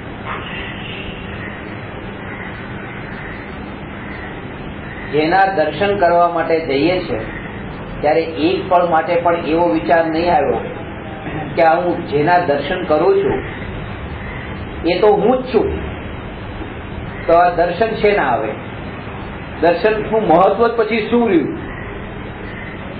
જેના દર્શન કરું છું એ હું અહીંયા વિદ્યમાન છું,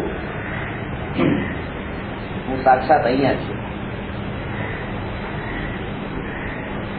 ત્યારે આ વિકલ્પનો ભાવ છૂટે છે. દર્શનના ભક્તિના વિકલ્પ કેમ છૂટે? જ્યારે એ જાણ્યું કે આ જ હું છું ત્યારે એ તો દર્શન થયું, સમ્યક દર્શન થઈ ગયું. સમ્યક દર્શન થઈ ગયું.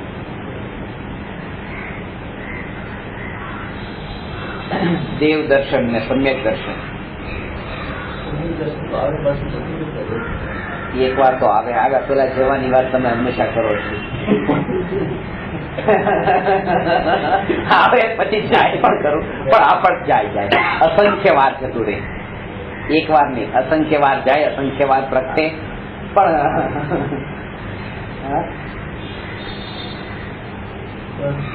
એ બધું એ સહજ જે થશે. તમારો ઘણો ભાવ છે કે તમે મને તમારે ત્યાં બોલાવવા માંગો છો અને સતત આ પાછું કહો કે તમે જશો પાછા.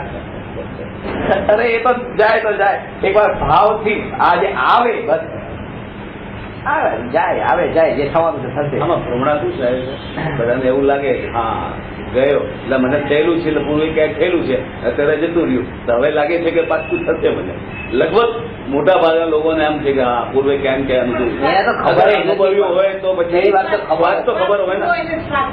હા સ્વાદ રહી જાય, ના રહી જાય, ના રહી અનુભૂતિ ના રહી.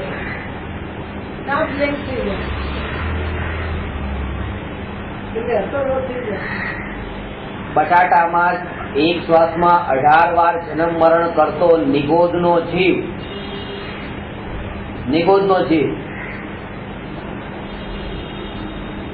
એને અનુભૂતિની કઈ સ્વાદની ખબર છે? અનુભૂતિ થઈ ગયા પછી એ નિગોદમાં 18 વાર જન્મ મરણ કરતો હોય તો, અને 11મા ગુણસ્થાને પહોંચેલા ભાવલિંગી મુનિ નિગોદમાં જાય છે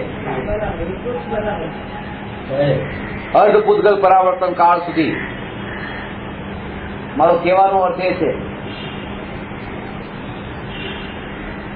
પરિણામોની વિચિત્રતા આવી છે. નિગોદમાં જાય છે પણ એના લક્ષણ અલગ હોય છે, કઈક હોય.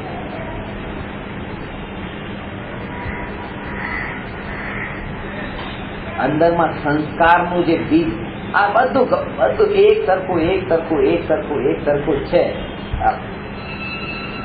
જે દર્પણ અહીંયા છે, દર્પણ અહીંયા છે, અહીંયા ધૂળ લાગેલી છે, એવી ધૂળ લાગી ગઈ છે, એવી ધૂળ લાગી ગઈ છે, એ ધૂળ જ છે. અને આ દર્પણ ઉપર બિલકુલ સિમેન્ટ ચોટાડી દીધી છે, બિલકુલ જામી ગયું છે. બે ઢંકાયેલા તો બે છે, ખાલી આમાં જ કરવાની જરૂર છે. થોડું કપડું ફેરવી દીધું અને આમાં બહુ મોટી માથાકૂટ છે. પેલા આરસમાં કઈ દાગ પડ્યો એટલે સીધું પોલિશ કરાવ્યા વગર છૂટકો નહીં, અને જો વિટ્રીફાઈડ હોય સીધું બધા પોતું મારી દીધું, પતી ગયું, સાફ થઈ ગયું. 25 વર્ષે પણ બંધ વિટ્રીફાઈડ માર્બલ જેવું છે. એટલે માર્બલ પણ મને કઈ પણ દાગ પડ્યો હોય, તેલનો દાગ પડ્યો હોય, તમને શોષાઈ જાય તો ક્યારેક માર્બલ ખરાબ થાય, પછી તમે પોતું મારો તો પણ જાય નહીં. એને તમારે મશીન ફેરવીને તમે પોલિશ કરાવો, પછી બધું કઈ મોટી લાંબી પ્રોસેસ છે. પણ ટાઇલ તો એ વિટ્રીફાઈડ, એના ઉપર માનો કે તમે ગમે એટલું તેલ ઢોળાઈ ગયું હોય પોતું મારે પતી ગયું, પૂરું થઈ ગયું, સાફ થઈ ગયું. આ એના જેવું છે એ નિગોદીઓ જીવથી બે છે જે 11મા ગુણસ્તરે પહોંચેલા છે, પણ એ જે મોહનું આવરણ એના ઉપર લાગ્યું છે એ આવરણ આવા કરતા છે, ગાઢ નથી. પ્રત્યક્ષ દર્શન બે ને નથી, બે ઢંકાયેલું છે, બે માં ફરક છે.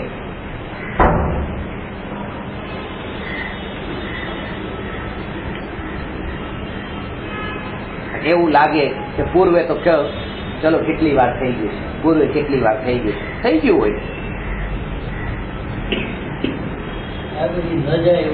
એને કહે કે પૂર્વે થઈ ગયું તું, મને ખબર પડી ગઈ છે, પણ જતું રહ્યું. જેને પૂર્વે થઈ ગયું, પૂર્વનું ગયા ભાવનું એ જ ખબર પડી ગઈ કે થઈ ગયું છે, તો ગયા ભાવમાં જે ભોગવેલું હતું એ નહીં દેખાયું કે હાથમાં કઈ નતું આવ્યું. પછી ત્યાંથી પૂર્વનું તો આ ભાવમાં આટલો દોડું છું શું કામ? પૂર્વનું પેલું દેખાણું તો આ કેમ નહીં દેખાણું? પૂર્વમાં નિત્યનો અનુભવ એને ખબર પડતી હોય તો પૂર્વમાં થયેલા જે ક્ષણિક ભોગોથી કઈ નતું મળ્યું એ કેમ નથી દેખાતું અત્યારે? ઋષિને પોષવા હોય એ ખોટા કારણો ભલે કરે તો કરે.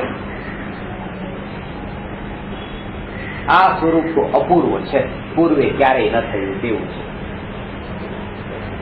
અનુભવાયું નથી. નહીં તો કુંદકુંદાચાર્ય આ લખે શા માટે?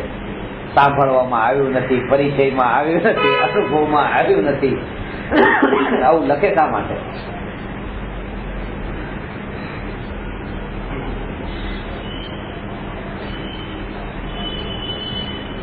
હિંમત વાળાનું કામ છે.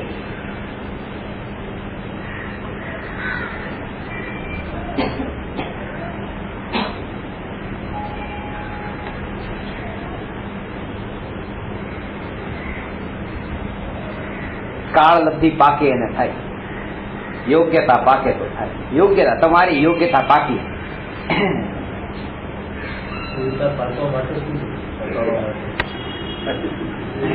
એ સહજ પાકશે, એમાં કઈ ન કરાય.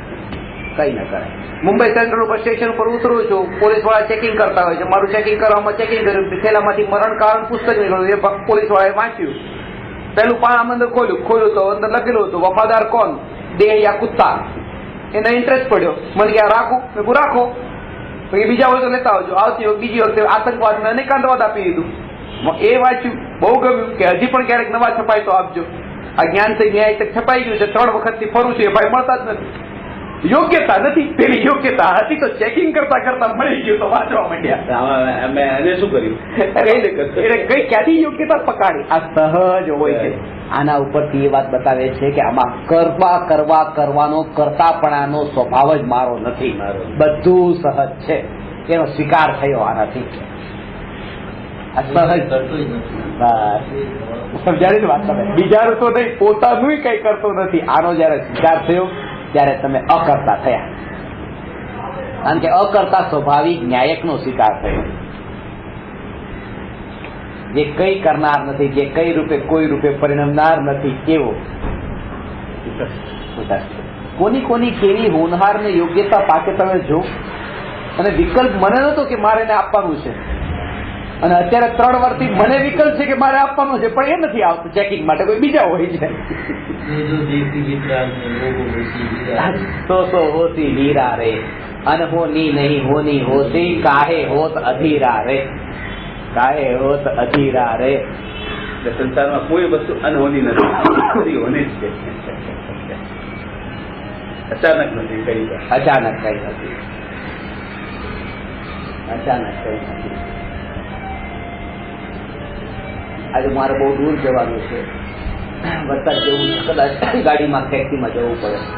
અત્યારે તો લાગતું નથી આવશે, આવશે લાગે છે અત્યારે નથી લાગતું, પણ અચાનક આવી જાય તો સમ્યક દ્રષ્ટિ કે જગતમાં અચાનક કોઈ વરસાદ આવતો નથી, એની યોગ્યતા અનંત કાળની નક્કી જ હતી. અચાનક ક્યાં છે? મૌન રહ્યા. હવે આજની શરૂઆત કરી ધીરે ધીરે.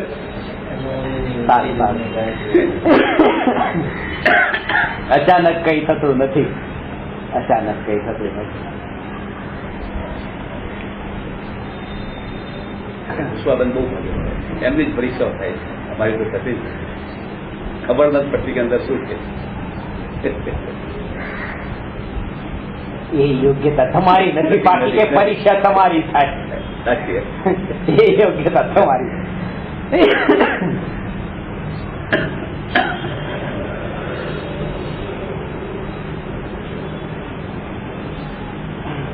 હજી એટલો વિશ્વાસ મને નથી બેઠો જેટલો પુષ્પાબેનમાં બેઠો છે.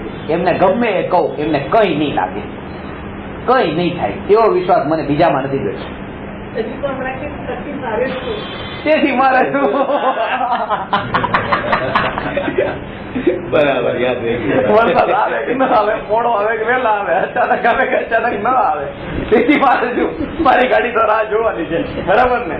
પણ એ નહીં આવે તો બસ તો પાછું, નહીં તો બીજા નથી નહીં, પોતાને પણ ન આવે ને.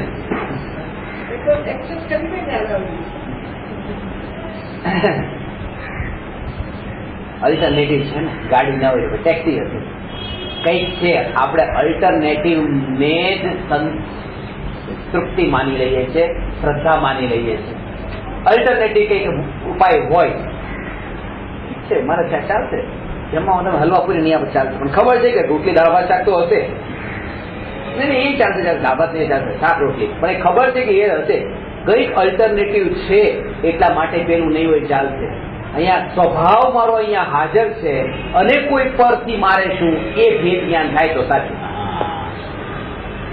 મને ચાલશે, મને ચાલશે. તમે જેવું ઘી ઉપર રોટલી ઉપર ઘી નહીં લગાડ્યું ચાલશે, પણ એ જે વગર ઘી લગાડેલી રોટલીના બળ પર હું આની હા પાડું છું એ તો એટલી તો મળશે, સુખી તો મળશે.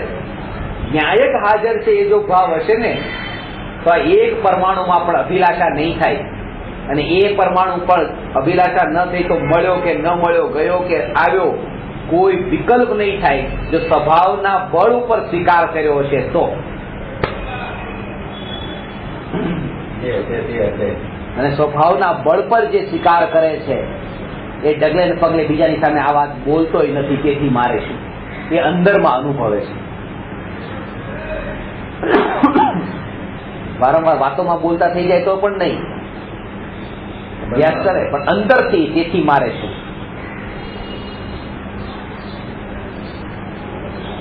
તેથી મારે શું અંતરથી. એમ એક ગાડી તમારી પણ બાકી 25 ગાડી પણ હોય, નીચે પડી જાય, એક ગાડી તમારી બાકી 25 ગાડી છે, અને જેવો આજ આવે કે ઉપરથી ઝાડ પડ્યું ગાડી ઉપર,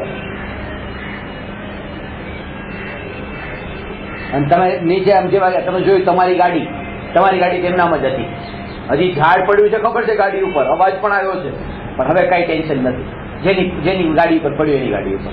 તેથી મારે શું, અને તેથી મારે શું પછી આવ્યું છે, જ્યાં સુધી જોઈ નથી પોતાની ગાડી ત્યાં સુધી. પેલા તો એ જ હતું, ત્યારે એ વિચાર નતો આવ્યો તેથી મારે શું. પાછળ ને પોતાની ગાડી દેખી લીધા પછી એ લાગે છે તેથી મારે શું ગાડીને, તેથી મારે શું. આ તો છે ને આના બળ પર ક્યારેક લાગે છે કે ગાડી વગર પણ મને ચાલશે, વાંધો નહીં, મને તે જોડી કપડા નહીં ચાલશે, અરે કપડા નહીં હોય તોય ચાલશે, દ્રવ્યલિંગી મૂળને એ જ છે, કપડા નહીં હોય તોય ચાલશે, પણ આ તો જોઈએ. આ નથી તો સત્તા માની પોતાની, નહીં તો સમ્યક દ્રષ્ટિ હોય છે, તો એ તો ભાવલિંગી થઈ ગયા. એક માંથી છૂટીને બીજા નિત્યમાં પડ્યો, અલ્ટરનેટિવ એક માંથી બીજામાં, અને એમાં ધર્મ બુદ્ધિ છપાઈ જાય છે, એને ધર્મી માની લેવામાં આવે.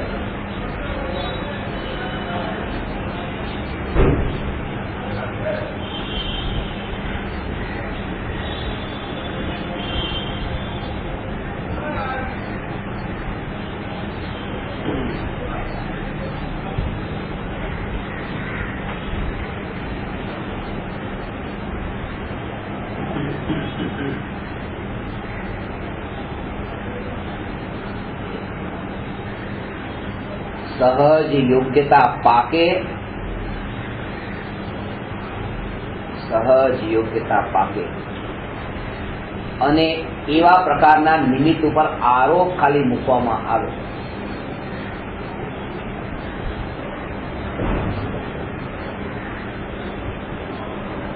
એક મારા સ્ટુડન્ટને હું દર વખતે કહું છું કે તમે નોકર મોડો આવે તો પણ એના પર ક્રોધ નહીં કરતા, ક્રોધ નહીં કરતા.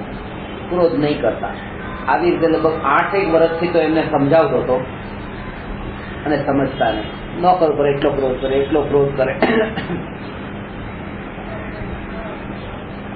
2 મહિના સુધી પછી હું મળ્યો નતો, પરદેશ ગયો ત્યારે મળ્યો નહીં. પણ એ નોકરે ઉપર જયારે ગુસ્સો કર્યો ત્યારે નોકરે એમને એ વાત કીધી. બેનજી કે તમે કે આટલું ધર્મનું ભણો છો તો એ ક્રોધ કેમ કરો છો? ધર્મનું ભણનારા તો પછી આટલો ક્રોધ ન કરે. અને ત્યારથી એમણે નક્કી કરી નાખ્યું હવે મારે એના ઉપર ખીજાવવું નથી, ક્રોધ નથી કરવો. અને છેલ્લા 1 વર્ષથી હવે પલટાઈ ગયા છે. નોકર પણ કે જેવું નથી કરતા. હવે 8 વર્ષથી મેં કીધું પણ તોય ક્રોધ કરતા રહ્યા. અને હું તો નોકરના ઉપદેશથી બંધ થઈ ગયા. યોગ્યતા ત્યારે પાકી એની કે હવે ક્રોધ નથી કરવાનો. તો નોકરની વાણી પણ અસર કરી જાય. 8 વર્ષથી કીધેલું ગુરુનું માની એક વાત મારે તમને કેવી છે કે જયારે તમને સમ્યક દર્શન થશે ત્યારે થશે. પણ આ બધું અંદરમાં જે અંદર બીજ રોપાયેલું હતું, સ્ટોર કરેલું હતું, આ પહેલો ઘડો સીધો મૂકેલો હતો તો એ આગળના ઘડા બરાબર મુકાણા.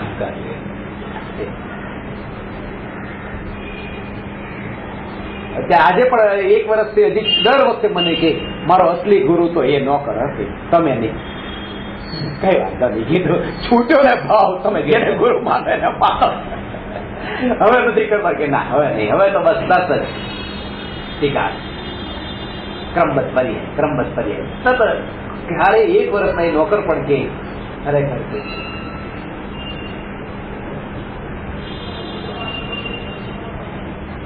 કારણ કે જયારે પણ હું ભણાવતો નોકર આવે ને આવીને બધું બોલ કરે, હું એને સમજાવતો જવા દો ને, ક્રોધ શું કામ કરો છો? તો ન માને. અને નોકર મારી હાજરીમાં પછી બેનનું ઇન્સલ્ટ થઈ જાય એટલે બોલે નહીં. જે વખતે હું નતો પછી ત્યારે પછી બધું કહી દીધું કે બેનજી આટલા વર્ષથી હું જોઉં છું તમે ધર્મ કરો છો અને આટલો ક્રોધ કરો છો. અંદરમાં એમને શું સ્પર્શ્યું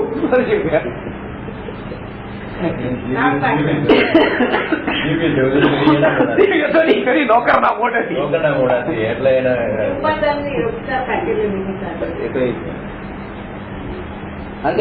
હું 8 વર્ષથી કે સર તમને ભણાવે હું સાંભળું છું કે ક્રોધ થી કયા કર્મ બંધાય છે, ફળમાં ક્યાં જાય છે, મને અત્યારે યાદ છે, તમને યાદ નથી.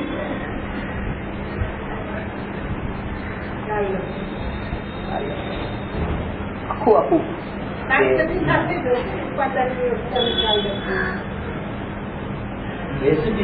અને અત્યારે મારા માટે અત્યારે પોતે એમ લાગે હવે એટલું પલટાઈ ગયું ક્યારે હવે કોઈ ભેદનો ભાવ જ નહીં.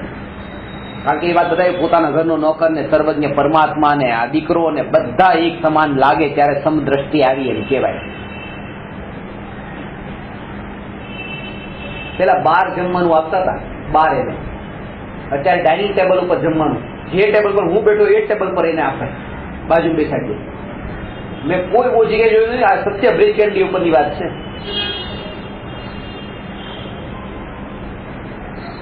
હવે સમદ્રષ્ટિ તો ક્યારે આપણે બોલતા હોય પ્રત્યેક આત્મા સમાન છે, પણ પરસે વાળા કપડે સોફા ઉપર બેઠા તો કેવું ચાલે કે ઉપર પ્લાસ્ટિકની ખુરશી મંગાવતો મારા માટે ગુરુજી, ક્યાંક તમને પછી અંદર અકળામણ થાય બેસવામાં. અકળામણ આપણને ન થતી હોય, સોફા બગડતો હોય. પણ આ વાત છે પર્યાય દ્રષ્ટિ ન છૂટે ત્યાં સુધી આત્માની અનુભૂતિ કેવી રીતે થશે? એટલે પહેલા જ આ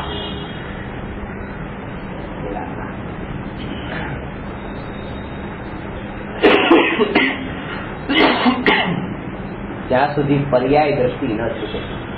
હું આત્મા છું આવો જે વિકલ્પ છે, આત્મા પાછળ છે, વચ્ચે પડદો છે.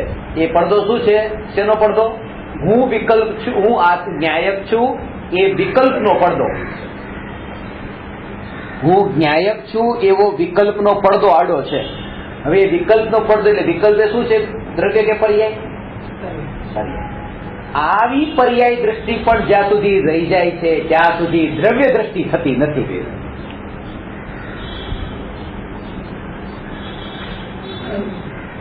આવી પર્યાય દ્રષ્ટિ પણ રહી જાય ત્યાં સુધી દ્રવ્ય દ્રષ્ટિ થતી નથી. તેથી રાગાદી વિકલ્પમાં ધર્મ માને તો મુસલમાન જેવી રીતે બકરાને મારે છે અને હિંસા કરે છે અને પાછું ધર્મ માને છે, કારણ કે હિંસા કરી પાછું ધર્મ માન્યું, એવી રીતે દેરાસરમાં જઈને ભગવાન પ્રત્યેનો રાગ કરે છે, એ રાગ હિંસા છે, એને હિંસા તો કરી અને પાછું ધર્મ માન્યો. બેમાં જ્ઞાની કે અમને બહુ વધારે ફરક નથી લાગતો. અને પેલાને તો હજી પણ લાગે કે આ છોડવા જેવું છે, આને તો એમ જ લાગે છે કે અરે આ તો ક્યારેય છોડવા જેવું નથી. પેલાનું તો એટલું છે કે હમણાં અહીંયા કોઈ એને ચાકુ પેટમાં ઘુસાડી દીધું અને મારી નાખ્યો, એને મુસલમાનને, આવતા ભાવમાં ક્રિશ્ચિયન બન્યો, હવે બકરાને મારવાનું બંધ કરી દીધું. એનું તો આ ભાવ પૂરતું જ હતું. આ તો ભાવમાં લઈને ગયો કે રાગનો ભાવ તો ધર્મ છે, રાગનો ભાવ તો ધર્મ છે. એ ભાવમાં સંસ્કાર આના જ લઈને ગયો. એ એનાથી પણ ખતરનાક છે. રાગાદી ભાવ તે હિંસા છે, વિતરાગ ભાવ તે અહિંસા છે. રાગાદી ભાવ તે હિંસા છે, પછી રાગીનો કે વિતરાગીનો કોઈ પણ રાગ તે હિંસા છે. અને હિંસા થતી હોય એમાં બધો ધર્મ માન્યો, ભગવાનનો ભાવ ભક્તિનો આવ્યો એમાં બધો ધર્મ માન્યો. આજે અમને બહુ ધર્મના ભાવ આવ્યા. નવાણું કરવાના ભાવ, ધર્મના ભાવ માનવા, આ બહુ મોટા મોટો અધર્મ છે.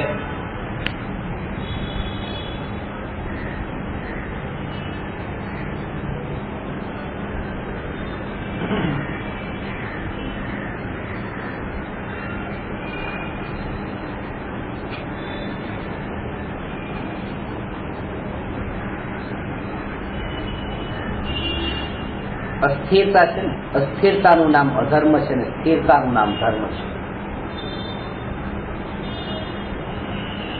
આવી અસ્થિરતા, વિકલ્પોની અસ્થિરતા, વિકલ્પ નવા નવા નવા નવા આ.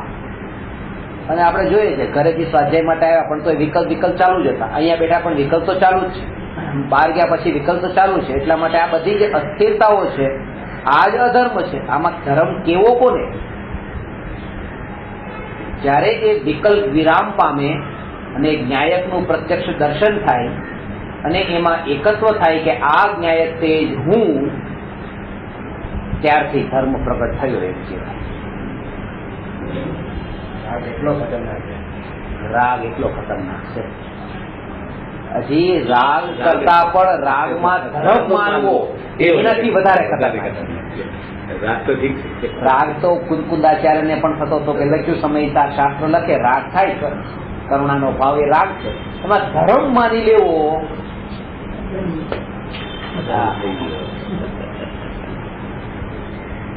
એ અધર્મ થઈ ગયું.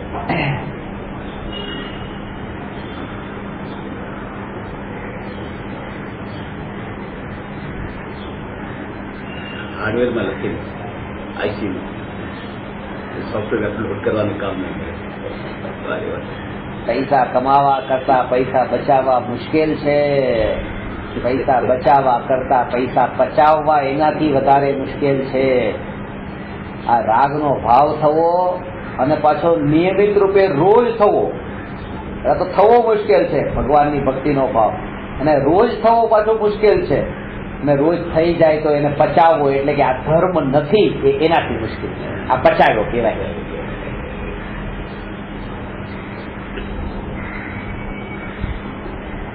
પચાવ સ્વીકાર કરી લે, સ્વીકાર કરી. સત્તામાં નથી મળ્યો. આ સત્તા ક્યાં છે કે જે જ્ઞાન જે છે, જે અસંખ્ય પ્રદેશો જે છે, જે બધા જ્ઞાનથી પરિપૂર્ણ છે, જ્ઞાનથી લથબથ છે, કે જ્ઞાન જ્ઞાન જ્ઞાન જ્ઞાન રૂપ છે, એ અસંખ્ય પ્રદેશ જે જ્ઞાન જ્ઞાન જ્ઞાન રૂપ છે, એમાં આ રાગ ક્યાંય નથી. રાગ એની બહાર છે. અને મારો ધર્મ બીજાના કારણે કેવી રીતે હોય? ધર્મ મારો છે તો પોતાના કારણે હોય, પારકાના કારણે મારો ધર્મ કેવી રીતે હોય?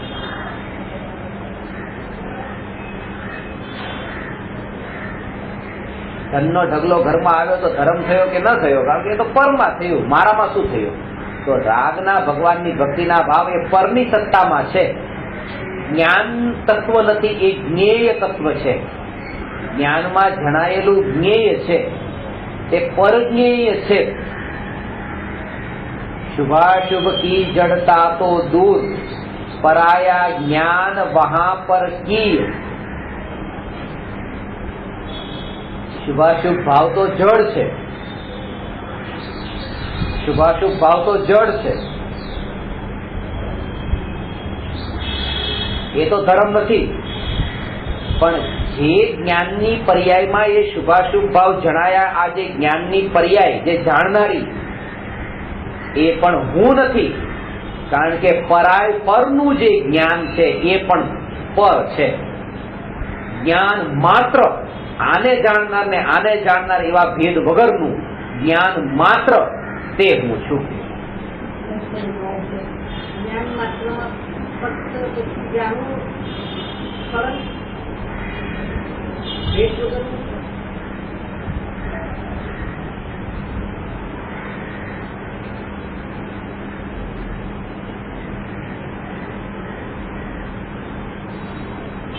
પરદ્રવ્યની વાત તો બહુ દૂર. પુત્ર પત્ની પરિવાર તો નજરની સામે દેખાય છે કે રસ્તામાં મળતા મુસાફરની જેમ આવે છે, જાય છે, મળે છે, છૂટા પડે છે, એ તો દૂર. પણ રાગ અને દ્વેષના ભાવ જે ઉત્પન્ન થાય છે એને પણ જડ કીધા.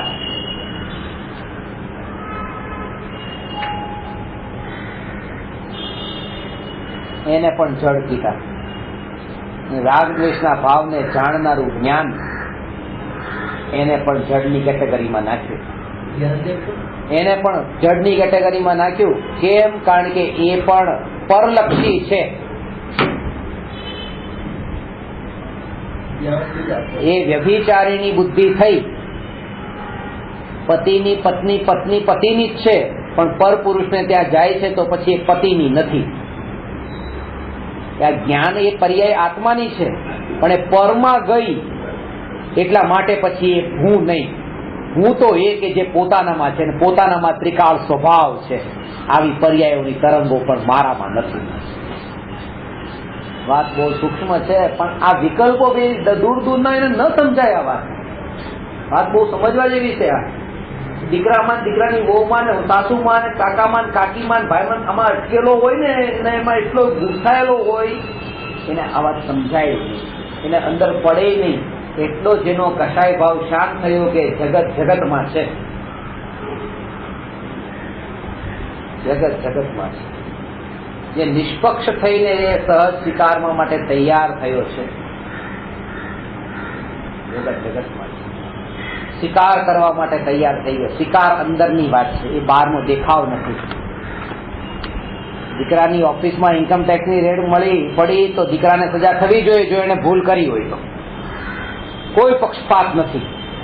ત્યારે ના છૂટી જાય તો સારું. નીતિ એનું નામ છે.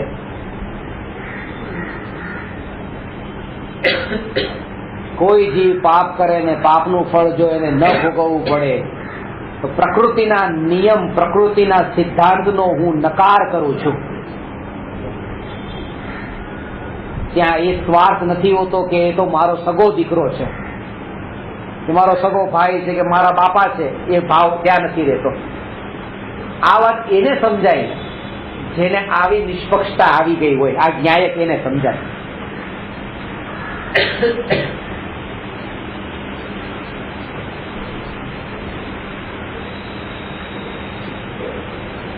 અચાનક આવી ગયું.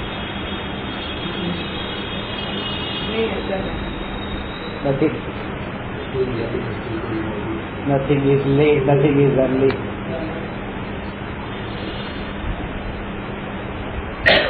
છત્રી લાવ્યા તો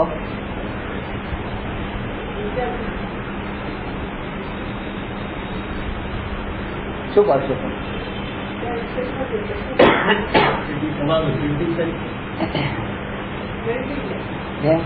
રહી બી જાય પછી આશા તો છે, રહી બી જાય. વધારે આશા તો એ જ હોય છે, રહી જશે. એના બળ પર અત્યારે ટકેલા હોય છે, રહી જશે એટલે વિકલ્પ નથી કરવા, જવા દો, રહી જશે. એ જ કહું છું ને કે તમે આ ક્ષણિક પચવા એ ક્ષણિક છે. તમે કોના બળ પર ટકીને રહ્યા? અહીંયા તો બેસવા મળશે ને. આ ક્ષણ ભંગુર છે બધું. ન્યાયક હાજર છે, સત્તા સ્વરૂપ. એ વાત આપવી જોઈએ. તમે કેમ નથી આવી? સત્તા સ્વરૂપ ન્યાયક હાજર છે. આવવાના જવાના છે, પણ ક્યાંય તો રહેવાનું. એ જ રહેવાનું છે. એ સિવાય બીજું કઈ નથી રહેતું.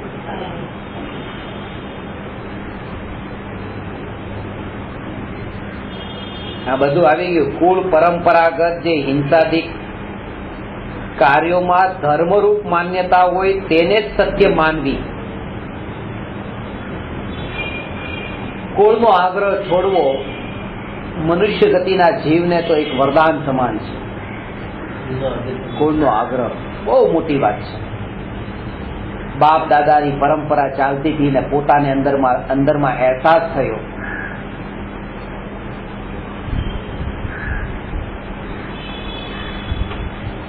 ગુરુથી પ્રેરણા લો.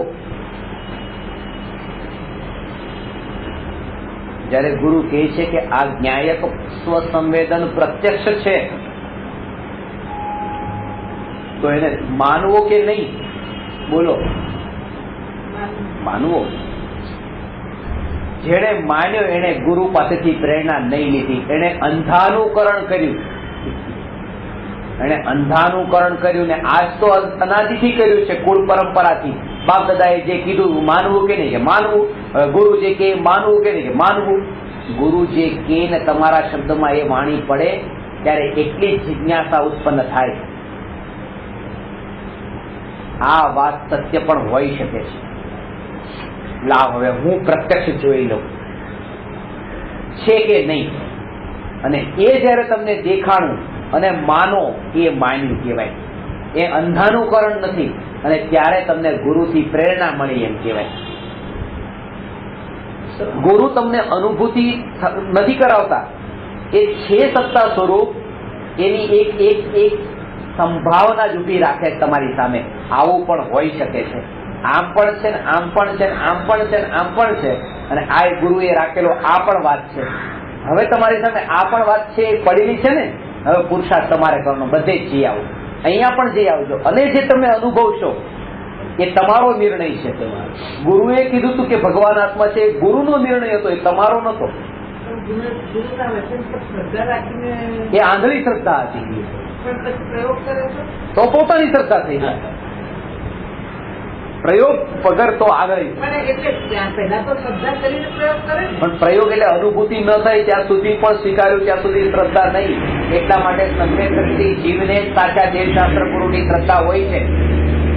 પણ શરૂઆત તો ગુરુના વચન. અરે હોય પણ એને બોલો તમે, પણ એને શ્રદ્ધા નહીં માનો. હજી નથી થઈ શ્રદ્ધા.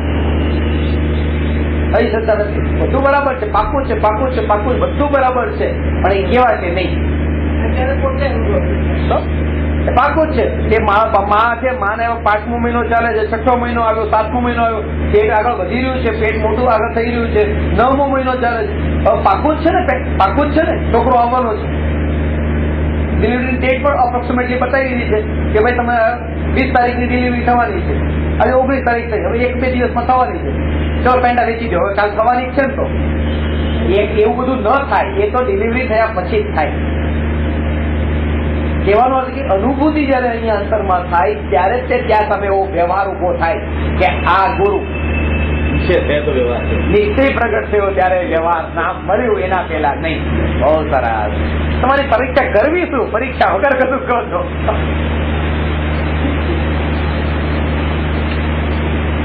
ક્યારેક અંદર કોઈ વસ્તુ પડી હોય, અત્યાર સુધી ખબર નથી, શંકા હતી, આમ છે કે આમ છે. હવે ગુરુએ કીધું ના કે આ જ બરાબર છે, ત્યારે શ્રદ્ધા થઈ જાય તો એ ત્યારે પણ જે અનુભવપૂર્વકની શ્રદ્ધા. પણ એક વાત સમજીએ કે નિર્વિકલ્પ અનુભૂતિ પેલા તો ગુરુની વાત પર જે કઈ પણ શ્રદ્ધા થશે ને, પેલા અંદરમાં હતું ને હવે ગુરુએ કીધું હવે તો શ્રદ્ધા બેસી ગઈ, તો એ ખોટું. કારણ કે સાક્ષાત અનુભૂતિ નથી થઈ. તમે કહો છો તમે ફૂલ ચડાવવા આ કરું પેલામાં રસ પહેલેથી હતો જ નહીં. તમે તો ધર્મ માનતા નતા કે આ ધર્મ હોય.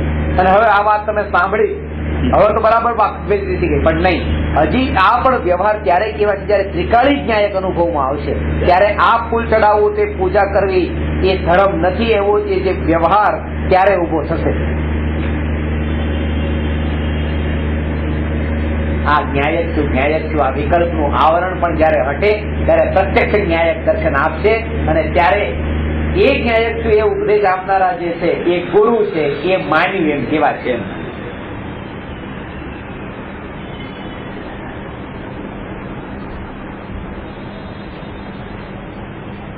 તો આ વાત થઈ. લાઈન તો સાચી, લાઈન ટ્રેક ઉપર છે, સાચી, ટ્રેક ખોટો નથી. એક પ્રશ્ન છે. હવે પાંચમું મિથ્યાત્વ છે એ વિનય મિથ્યાત્વ, એની ચર્ચા આપણે પછી કરીશું.